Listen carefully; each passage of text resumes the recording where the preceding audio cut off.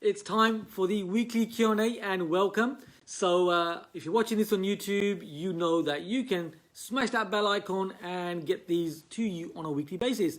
It's Cam. If you're joining me for the first time, it's Kam Dovedi, the founder of Premier Property, and I have questions here for you which we're going to answer right now from our Premier Property community.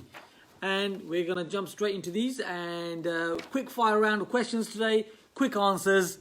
Let's do it right now.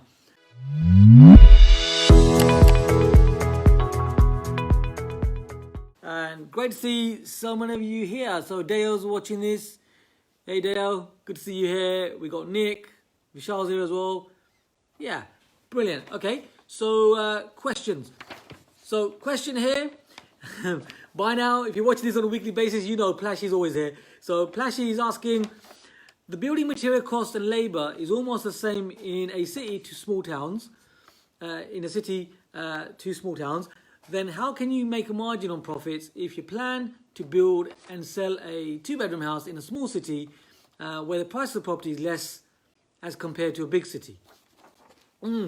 So great question there, Plashy. So here's the thing. Unfortunately, many people actually build properties in areas where it's not actually worth building a new build. So what we do at Premier Properties, we have three different specific areas. One of our areas is in London. One is on the outskirts of London, or let's call it large cities, depending on where you are. And what you will find is that in areas like this, where you can build, where it is within 80% of the intrinsic value of a property, which means the house price index across the country, which right now, if you're watching this, is £252,000. So if you can build something where the end value is going to be within 80% of this, then it makes sense to actually build a property, such as a house. And you might find, if you're into development, that it's better to build 2-3 houses rather than it is one, because of economies of scale. It's the same amount of effort, better results. And if you're like us, where you invest in areas which are outside of large cities like London, so for example, one of our areas is in the Midlands, then we don't do new builds there on 2 stories. Really, the people that do developments there are going into the 3rd and the 4th story, which means it makes it viable. However, what we do is in areas like this, is we focus on quality buy-to-lets, we focus on quality HMOs, houses of multiple occupancy, where you get really good returns. And also, if we're doing some form of development level, we've actually got 2 commercial deals going on there right now, commercial conversion deals, which means that you're not demolishing, not rebuilding, you're working within the parameters of what's already there, which means it actually makes it much more cost effective. So, Plashy, you're quite right to think like that, and hopefully I've shared with you the answer on how. Hope that makes sense. So that's what we're doing. Next up, we got Alicia is asking here. So Ali Kwood is her Facebook name. So a question being asked is, I have 1 room empty in a 4-bedroom HMO, she says. The other tenants are working tenants and one person on a long-term benefits wants to move in. I have always been told to keep similar tenants together in HMOs. Can HMOs work with a not working and non-working tenant? So here's my experience, Alicia, in this. So the thing is, what you got to remember is that it's about people socially working together, being in a social environment. So for example, when we rent out HMOs, we sometimes rent them out to contractors, which are working in that field. So they kind of get the mindset, they kind of get on. Other HMOs that we have are with students. So, students, of course, students, so they get each other as well. So I would urge you to sort of think about the social background of these people. What are they actually doing? How can you get them to actually occupy a place, be happy, and stay in your environment? Now, whenever I've actually mixed a person who is on benefit with a working person, now to be fair, we haven't mixed them. Someone was working and then they become, unfortunately, they've lost their job and they've been on benefits. What you find is that these people tend to have more time on their hands. Now, if you can imagine a working tenant living in a HMO, they'll go to work and so on. Literally, they're using your place for restfulness, isn't it, really? That's what they're doing. Whereas someone with a lot of time on their hands, it can become quite challenging because there's more wear and tear to the property. And also, they've got more time to really be in that property and really, how can I put it? Basically, they're not really going to work with the people that are already working. So what I would suggest is please do keep them individual. Think about the social backgrounds, and in terms of the HMOs that we do, we like students, we like professionals in terms of medical people and so on. Contractors are really good as well. So these are the kind of HMOs that we do. Now you can have, and a number of my friends and colleagues do have, strategies where you're working with social housing when it comes to HMOs. Now, what I would say is, you really got to be that person, or you've got to have a letting agent that can actually be dealing with that type of person. What I mean by that type of person is, there is a way, if I'm being completely honest with you and completely real with you, there is a way how you will have to manage their expectations. So if you are from a prison background, if you are from a military background, you'll understand what I mean, and you can deal with people, and respect people in the right way, so you'll be able to deal with them. We don't want to go down that avenue. We love social housing, but only for buy-to-lets. We wouldn't mix it up with a HMO. So think about your easy ways of doing this, and knowing you as I know you, you're a very calm, relaxed person, really on it. So I would urge you to be working with working people, and also think about students and everything I've just discussed. So there's my thing.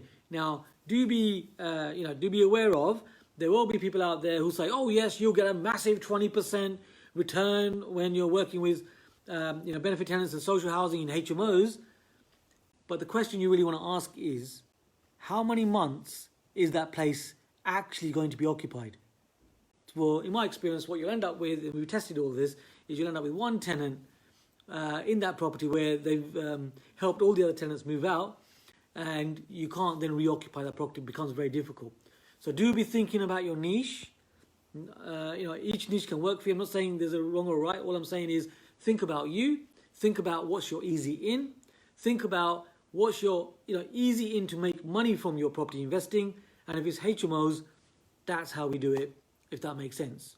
So I would look for another working person, and we always check in with the other tenants in the property just to introduce that person before they move in. We're introducing, so you just let them know. We've got John Smith coming in. Here's John Smith. This is what he's like. This is what he does. It's similar age group. Are you happy with him moving in? So just check in with your other tenants rather than just move people in. So you asked me one question, and amongst that, there's 3 or 4 or 5 answers there for you. So hope that's good. Next up, we have Sirikam. So Sirikam is asking, a friend has a residential apartment on his name. He wants to add his wife's name onto the property. He wants to know whether any charges will incur by adding this. So stamp duty, etc. What would the cost be? The property cost is around 250,000. What is the process? So Sirikam, the thing is, this is not a sale.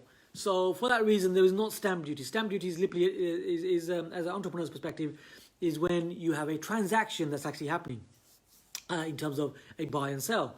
So in this instance, you are adding, or your friend is adding this person onto that title. So if the property doesn't have a mortgage, so it's unencumbered, then you can add that person to the title. That is literally a land registry exercise. It's a very low cost in terms of doing that, and you can add them to the title and the person will be added. That's fine, no stamp duty.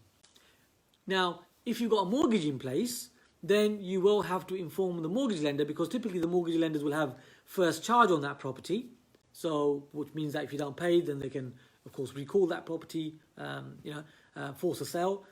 So for this reason, if you're adding someone to that property, the mortgage company typically will want to know who that person is, and you will have to seek their permission to add them on. Now, you might find that they do want to check their in terms of their outgoings and so on, what their income is coming in. So they might want to sense check that as they're adding them to that property. They might want to add them to the mortgage as well. They are two different things, but typically the mortgage lenders will want them to be on that mortgage as well, or they don't always have to be. You want to check that with your mortgage broker. Again, it's a similar process, but like what I say, it's simply asking for their permission that you can actually do that. So hope that makes sense. Alicia saying, thanks Cam, really helpful advice. Great, okay. Happy that you're liking this. And if you're liking it, you know, I'd love you to like it. If you're liking the comments, I'd love to hear from you. And yeah, looking forward to some of your comments, looking forward to more of your questions. If you're watching this on YouTube, then feel free to engage with us, happy to do my best to help you with this. I've been doing this for a little while. I've been in the industry for the last 29 years, if you're here for the first time. And, all I am is a property investor developer, and just doing my best, doing my bit to help you through these videos to answer some of your questions, so hopefully that you can also be moving forward in property. Okay, final question we have from Nicholas Check. So, Nicholas is asking, another one of our Premier Property community, Nicholas is asking, do you have to have a party wall agreement with your neighbours if you build a loft extension under permitted development? So typically the answer with that one is, for a small conversion, you don't really have to. Now, if you were going into the footings or you was doing an extension, and it's going encroaching on, not encroaching on, but you're on that party wall, you're actually on the wall, then you would get a party wall surveyor in. Sometimes you can get a party wall surveyor in that will actually that you will appoint, and they can work for the other side. When we're doing developments, larger deals, then what we find is that the party wall inspector, that's a party wall surveyor even, that we get on board, we'll have one, and the your neighbour will also appoint one themselves. So it does depend on the size of the project, but typically for the kind of project that you're discussing here, for a typical loft extension within permitted development, not really, you should be fine. Of course, let your neighbours know what you're doing, and that should be fine, Nicholas. I would, belts and braces approach, just check in with an architect where they can just literally check very quickly, and you won't need the full architectural services. All I'm saying is just have a little check in that you're doing the right thing in the right way, and that will clarify that. But typically the answer is you're okay without it, typically. Hope that answers your question, Nicholas. So there you go, short, sharp burst of answers to questions that you're asking. I will see you here this time next week. You can click on that bell icon and you can subscribe to these videos. It's Kam Dovedi at Premier Property, helping you to take your property investing to the next level. See you soon, team.